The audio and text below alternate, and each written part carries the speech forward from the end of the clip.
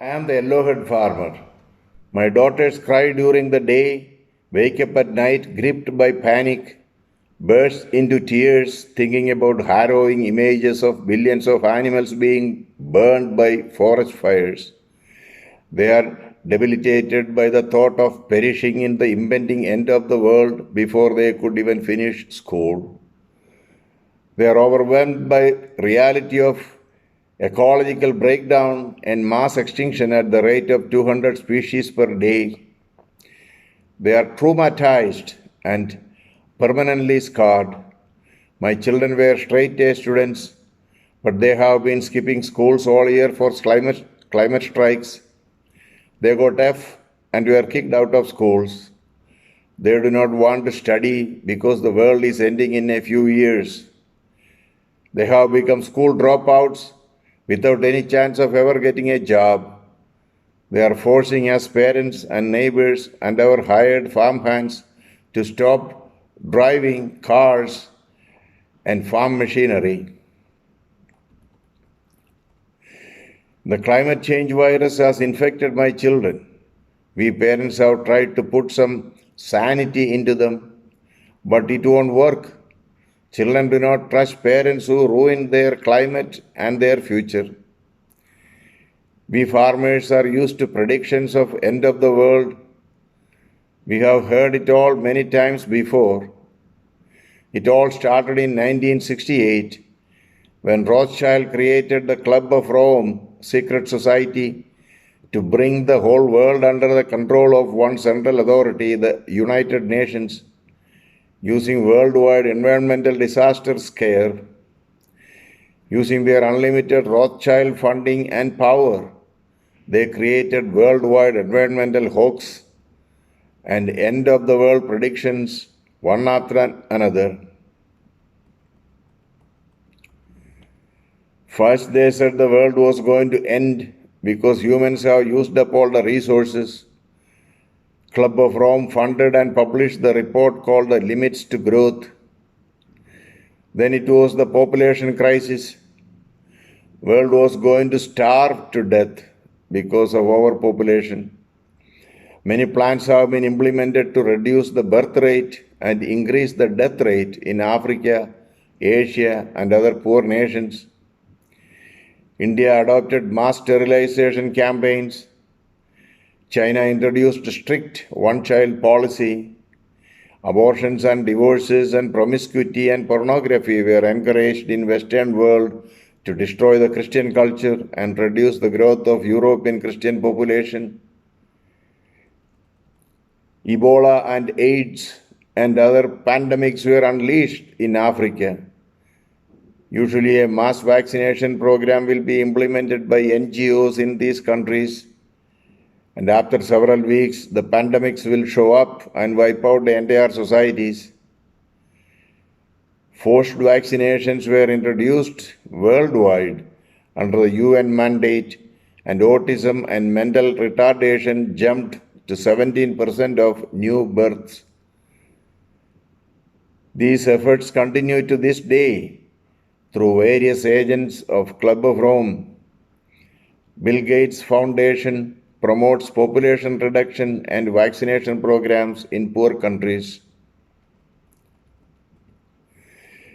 In the 70s, they told us that the world was cooling and entering into an ice age and the world was going to end.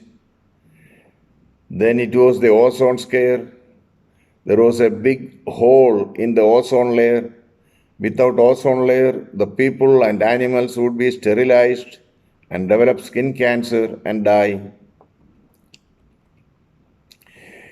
In the 80s, they predicted the end of the world due to global warming. In the 90s, they said the world was going to end because the humans have destroyed the environment. Forests have been clear-cut, and rivers and lakes and seas have been polluted. Cuyahoga River and many other rivers and lakes caught fire because of industrial effluents dumped into it. Birds and fish and animals became extinct at alarming rates. In 1992, Severn Suzuki, a 12-year-old girl, made a passionate plea to save the earth at UN meeting in Rio.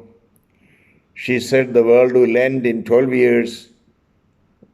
That means world will end in 2004. In 2000s, it was global warming again. In 2006, Al Gore said that the global warming is raising the sea levels and we will all be drowned by 2015.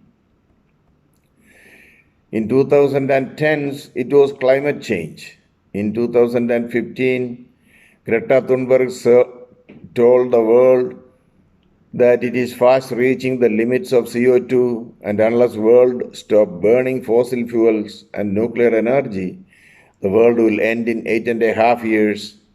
That means the world will end in 2027.